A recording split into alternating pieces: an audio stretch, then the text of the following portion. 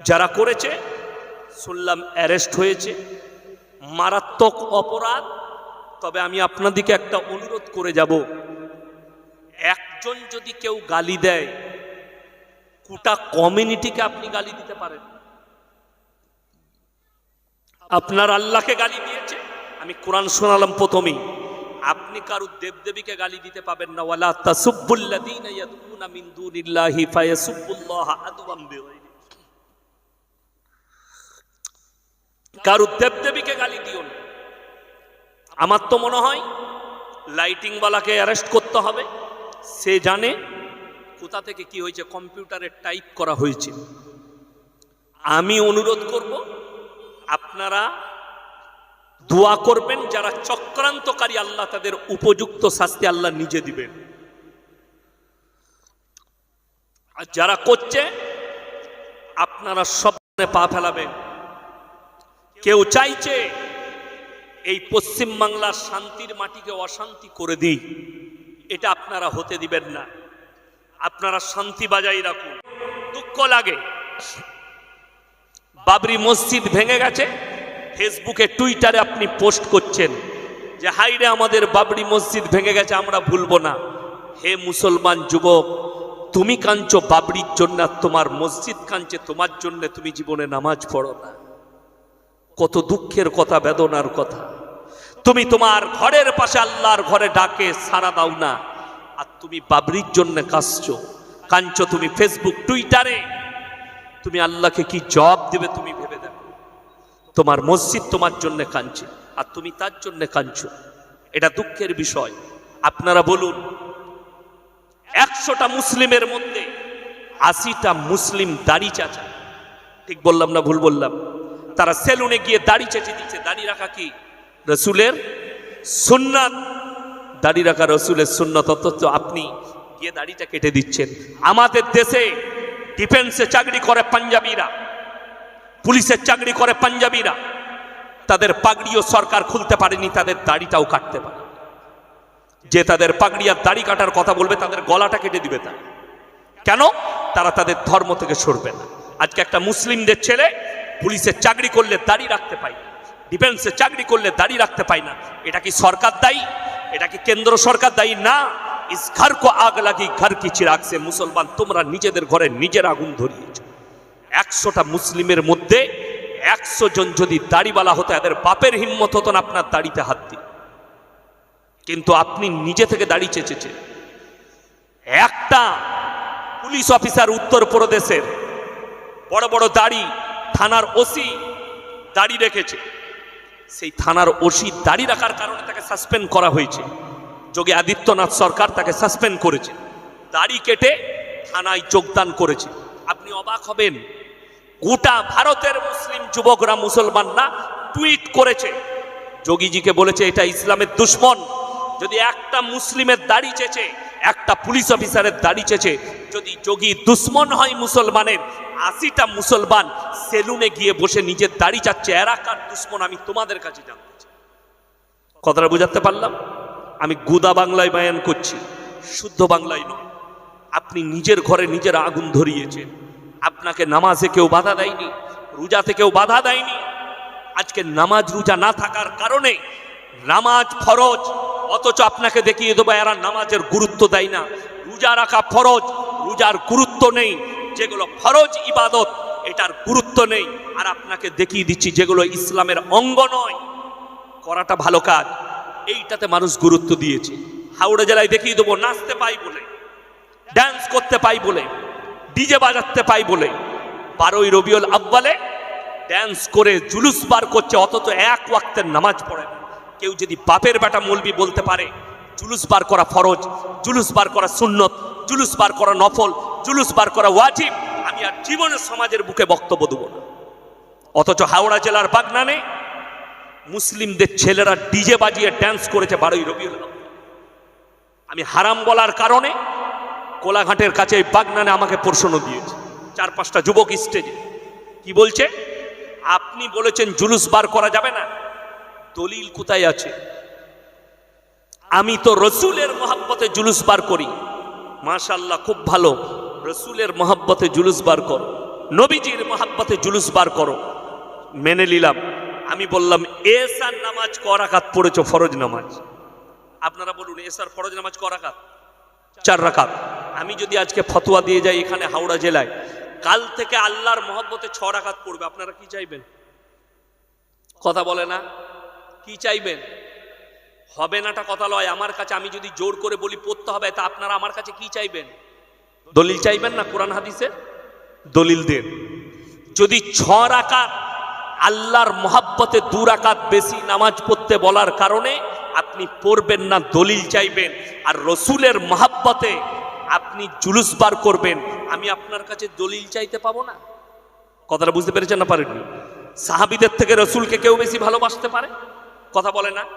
সাহাবীদের থেকে মহাব্বত রসুলকে কেউ বেশি করতে পারে কিয়ামত পর্যন্ত? পারে না। তাইলে রসুল সাল্লাল্লাহু আলাইহি সাল্লামের সাহাবীরা আগে জুলুস বার করবে, ঠিক কিনা? কথা বলেন। যদি তিনারাও না করেন, তারপরে তাবিন, তাবে তাবিন, 4 জন ইমাম, ইমাম আবু হানিফা রাহিমাহুল্লাহ, ইমাম শাফি, ইমাম মালিক, ইমাম হাম্বল, এরা 4 জন কি নিজের জীবন দশায় কোনোদিন জুলুস বার করেছেন? 4 জন খলিফা, হযরতে আলী, হযরতে উসমানে গনি, হযরতে আবু বকর, হযরতে আপনার উমরে ফারুক রাদিয়াল্লাহু তাআলা, এই 4 জন আমিরুল মুমিনিন, ইনারা কি নিজের জীবন দশায় কোনো জুলুস বার করেছে নবীর জন্মদিনে? যদি কেউ দেখাতে পারে বাপের বেটা মৌলবি, আমি জীবন আর সমাজের বুকে বক্তব্য দেবো না। ইনারা নিজের জীবন দশায় বার করলো না, অথচ তুমি বলছো রসুলের মাহাব্বতে, এই মাহাব্বত করতে গিয়ে কালকে ড্যান্স করেছে। আপনার এই বছরে বাগনানে মুসলিমদের যুবকরা ডিজে বাজিয়ে ড্যান্স করেছে। আমার বর্তমান টাউনে হিন্দি গান চাপিয়ে রসুলের নামে ঝান্ডা লেখা নিয়ে তারা ড্যান্স করেছে, আর বলছে এটা রসুলের মাহাব্বত। রসুলের মাহাব্বতে যদি ড্যান্স করতে হয়, 12ই রবিউল আউয়াল, এটা ফরজ নয়, ওয়াজিব নয়, নফল নয়, অথচ হারাম করে 1 ওয়াক্তের নামাজ পড়ে না। আর রসুলের হাদিস, যার নামাজ নাই তার ইসলাম নাই। রসুল সাল্লাল্লাহু আলাইহি সাল্লাম বললেন, যে রোজা রাখে না রমজান মাসে সে যেন আমার ঈদগায় না আসে। অথচ এরা ড্যান্স করছে, এরা নাচ করছে। এইটা হচ্ছে ইসলামের বিকৃত। শুনেলেন? কোরআন শোনাচ্ছে আপনাকে, আল্লাহ রসুলের হাদিস। আখরি জামানায় 1 শ্রেণীর আলেম বের হবে, যারা আমার কোরআনকে বিকৃত করবে, যারা আমার দ্বীনকে বিকৃত করবে, তারাই হবে জাহান্নামের প্রথম খোরাক। তাদেরকে আগে জাহান্নামে দাখিল করা হবে। 1 শ্রেণীর আলেম দিয়ে জাহান্নামের উদ্বোধন করা হবে। আমার মুসলমান ভাই, কান খুলে শুনেলেন, কোরআনে আছে, আমি ওই সমস্ত আলেমরা বিপদগ্রস্ত হবে, হুজুররা।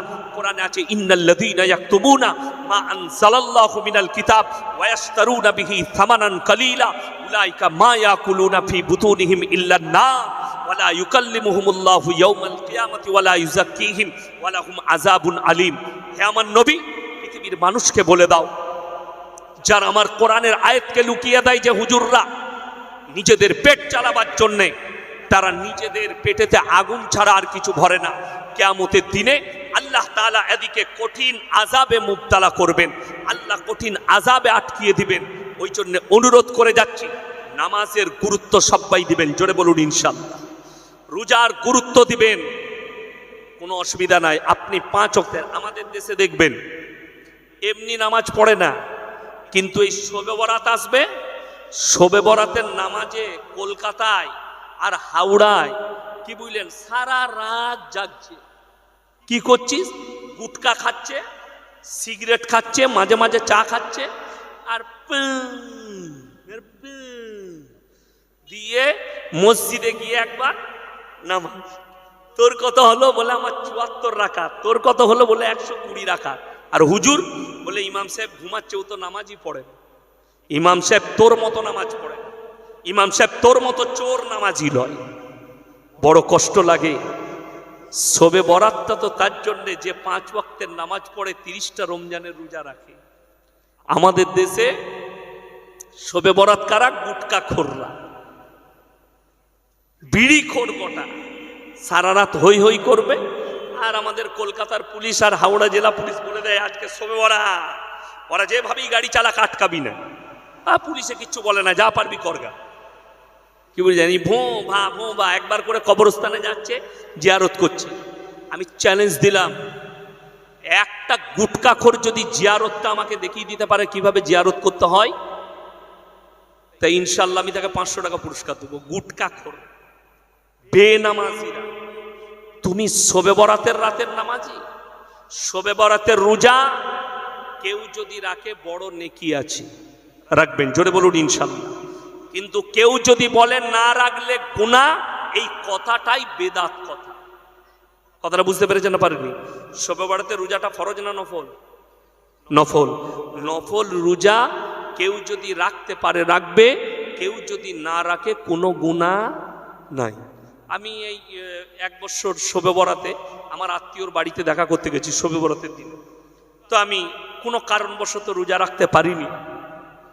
তো আমাকে নাস্তা দিয়েছে, আর পাড়ার 4-5টা বুড়ি মেয়ে চলে এসছে, খালা এসে বলছে, হ্যালো ইয়াসিন সাহেব রোজা রাখেনি। আমি বললাম আল্লাহ কি বিপদ হলো, এরাই প্রচার করবে। আমি বললাম খালা তুমি রেখেছো? হ্যাঁ বাবা, শবে বরাতের রোজা রুটি কোনোদিন ছাড়ি না। আমি বললাম রমজান মাসে? বলছে বাবা রমজান মাসে 15টার বেশি পারি না। আমি বললাম তুমি মার খাবে, আমি জান্নাতে যাব, আমি রমজানে ছাড়ি না। দুঃখ এটাই। আমাদের দেশে দেখবেন শবে বরাতে মসজিদে এলান হয় না, হয় না? কথা বলেন। আগামীকাল শবে বরাত, আপনারা নামাজ পড়বেন।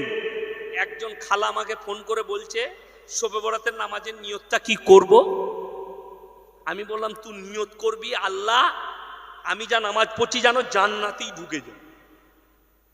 নামাজ আবার কি নিয়ত করবে? নফল নামাজের নিয়ত হবে। বড় কষ্ট লাগে। মাইকে বাজাপ্তা বলা হচ্ছে 3 দিন দুটো রোজা রাখবে, ইবাদত করবে। কোনো মাইকে এলান করা হচ্ছে এই বলে নিয়ত করবেন, এই বলে এই করবেন। নাউজবিল্লাহ। রমজান মাসে ফরজ রোজা না ফরজ রোজা নয়? রমজান মাসে কোনো মসজিদে এলান হয়? কেউ যদি নিজে থেকে একটা রোজা ছেড়ে দেয়, তার পুরো জিন্দেগি যদি কেউ রোজা রাখে, রোজার মাসুল দিতে পারবে না। এলান কোনো মসজিদে হয়? কথা বলে না? হয় না। রমজানের 30টা রোজার যা তাকিদ, মসজিদে এলান হয় না। কিন্তু আশ্চর্য লাগে আমাদের দেশে এরা নফল দিয়ে মারামারি করে, যেটার ইসলামে গুরুত্ব নাই, আর যেটার গুরুত্ব এটা নিয়ে মারামারি নাই। আপনি বলুন তো, পাড়ার ছেলে বসে টাস খেলাচ্ছে অথচ নামাজের তাকিদ না। আপনি পেরিয়ে গেছেন, আপনি দাওয়াত দিয়েছেন, ভাই এখানে টাস খেলাচ্ছিস চল নামাজ পড়বি, এটা হারাম। আপনার পাড়ার ছেলে গাঁজা খাচ্ছে, আপনি মানা করেছেন, দাওয়াত দিয়েছেন যে গাঁজা খাস না চল নামাজ পড়বি, আপনি দিতে পারেননি। কেন? আপনার কাছে সেই সেন্সটাই নেই। আজকে কুদোকুদি মারামারি কি নিয়ে? যেগুলোর কোনো গুরুত্ব নাই, গালি গ্লোজ। আমি কালকে দেখলাম আমাকে একজন ক্লিপ পাঠিয়েছে, হাওড়া জেলার কোথায় বাড়ি, এই উলুবেড়ি না কোথায়, ছোট ছেলে মাদ্রাসার মুখ দেখেনি, মৌলবিও পাশ করেনি, স্টেজে আমাকে গালি দিচ্ছে। সেখানে একজন মেদিনীপুরের হুজুর স্টেজে চাপছে, সেখানে মাইক ধরে মানুষের সামনে গালি দিচ্ছে। ইয়াসিনকে ডাকবেন না, ইমান হারা হয়ে যাবে। তোর বাপের হিম্মত নাই ইয়াসিনের সামনে বসি, কোরআন আর হাদিস দিয়ে ঢেকে দেবো তোদিকে। মানুষকে গোমরাহির পথে নিয়ে যাচ্ছে, যেগুলোর গুরুত্ব নেই এগুলো নিয়ে মারামারি করছে। আজকে এদের কারণে সমাজ ধ্বংস হয়ে গেছে। আপনি তাকিয়ে দেখুন, আপনাকে শুনিয়ে দেবো। হুগলি ডিস্ট্রিক্টে জলসা করছিলাম তারকেশ্বরের কাছে, 24 পরগনা থেকে এক বক্তা এসছে, মানুষ শুনেলেন ও মুসলিম ভাইরা টোল করছে ইসলামকে এদের কারণে। কোরআন হাদিস মানুষকে হিদায়তমূলক কথা নেই। কি কথা? গাঁজাখড়ি গল্প, যে গল্পর কোনো অস্তিত্ব নেই। বায়ান কি করছে, আমার থেকে অনেক বয়সে ছোট, আমি মসজিদে শুয়ে আছি আর বায়ান চলছে, আমি উজু করে গেলাম, তাকে বস করালাম স্টেজে। সেদিনে ভালো হতো কোনো ইউটিউবার থাকলে, কেউ থাকেনি, নাহলে খুব ভালো হতো। সে বেচারা বায়ান করছে আর মানুষরা বাবারে সুবহানাল্লাহ, বুঝলি কি? বুঝে নাই কিচ্ছু, খালি সুরটা ভালো, সুবহানাল্লাহ। এইটাই তো সমাজের গোলমাল। হাদিস কোরআন বুঝেনি, সুবহানাল্লাহ বলে দিলে কোরআনের একটা তফসির নাই, কোরআনের মানে নাই, হাদিস নেই, একটা হিদায়তমূলক কথা নেই, সমাজ সংস্কারমূলক কথা নেই। আছে কি? গাঁজাখড়ি গল্প। কি গল্প বলছে? বড় পীর আব্দুল কাদের জিলানী রহমতুল্লাহ আলাই, তিনি মহান মানুষ ছিলেন। কি মিথ্যাচার করছে শুনেলেন। আচ্ছা, নবীজির থেকে দামি লোক পৃথিবীতে কেউ এসছে? কথা বলেন, কেউ আসতে পারবে কিয়ামত পর্যন্ত? না। এটা আপনি আমি সাক্ষী দিচ্ছি আলাদা কথা। স্বামী বিবেকানন্দ বলেছেন পৃথিবীতে কেউ যদি মহামানব হয় তিনি হচ্ছেন হযরত মুহাম্মদ মুস্তাফা, সকলে বলুন সাল্লাল্লাহু আলাইহি সাল্লাম। এটা স্বামী বিবেকানন্দ বলেছেন, আমরা অনেক দূরের কথা, উনার মতো জ্ঞানী মানুষ বলেছেন। চলুন কি বায়ান হচ্ছে। বাবাজি নাম বড় পীর আব্দুল কাদের জিলানী রহমতুল্লাহ আলাই দস্তরখানে খানা খেতে বসেছেন, দেশি মুরগি দিয়ে ভাত খাচ্ছেন বাবাজি নাম। তিনি হাড্ডিগুলো একদিকে জমা করে রাখছেন। তিনার মুরিদরা বলছে, বাবা তুমি যে মুরগিটা খাচ্ছ হাড্ডিগুলো কেন আলাদা রাখছো? বাবা বললেন, বড় পীর বলছেন, বাবা আমি যে মুরগিটা খাচ্ছি আমি বড় পীর আবার ওই মুরগিটাকে জীবিত করার ক্ষমতা রাখি। যা বুঝে করগা পেলি কোথায়? আমি স্টেজে গিয়ে ধরলাম, ওই যে হুজুর মোবাইলে শুনেছি। আমি তুই মোবাইলে পাস করা মৌলবি, পড়া মৌলবি লস। সত্যিকারই তাই। জীবনে মাদ্রাসার মুখ দেখে যায় না, খালি সুর ঠিকে লিয়েছে, এসে গল্প মোবাইলে নোট করে নিয়ে এসে গল্প শোনাচ্ছে। মানুষ এটাকে বক্তা ভাবছে, মানুষ এটাকে দিন ভাবছে। শুনে রেখে দেন, আমি চ্যালেঞ্জ দিলাম, আপনারা বাই রেকর্ডিং হচ্ছে, পশ্চিম বাংলার লয় হিন্দুস্তানের কোন আলেম যদি দেখাতে পারে একটা জয়ীফ হাদিস যদি দেখাতে পারেন, আল্লাহর রসুল দুম্বার মাংস খেয়েছেন না খাননি? খেয়েছেন। আল্লাহর নবী দুম্বাটাকে জীবিত করেছেন, একটা হাদিস দেখান জয়ীফ হাদিস, সহি নয় জয়ীফ দেখান, আমি সেই মৌলবীর গোলামি করব। আল্লাহর নবী বকরির মাংস খেয়েছেন, বকরিটাকে জীবিত করেছেন, একটা হাদিস দেখাও। আল্লাহর নবী উটের মাংস খেয়েছেন, উটটাকে জীবিত করেছেন, একটা দেখাও। একটা জয়ীফ হাদিস পাবেন না। তাইলে এইখানে যদি বড় পীর মুরগিটাকে জীবিত করে, নবীর থেকে পাওয়ার বেশি দেওয়া হচ্ছে না হয়নি? মর্যাদা বেশি দেওয়া হচ্ছে। তার মানে জানতে হবে এটা গাঁজাখড়ি গল্প, বাস্তবের বিপরীত হলে যেটা রসুলের জন্য প্রযোজ্য নয়। উত্তরপ্রদেশে একজন বক্তা বায়ান করছে, যেটা আল্লাহ নিজের জন্য বলেছে, নবীর জন্যও লয়। কার প্রশংসা? নিজের প্রশংসা করেছেন কে? কথা বলেন কে? আল্লাহ।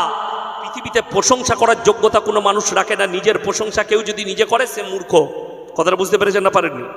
যদি আমি বলি আমার থেকে বড় বক্তা নাই, আমার থেকে বড় মূর্খ পৃথিবীতে কেউ নেই, আমার থেকে জ্ঞানী কেউ নেই, তাইলে আমার থেকে বড় মূর্খ পৃথিবীতে আর কেউ নেই।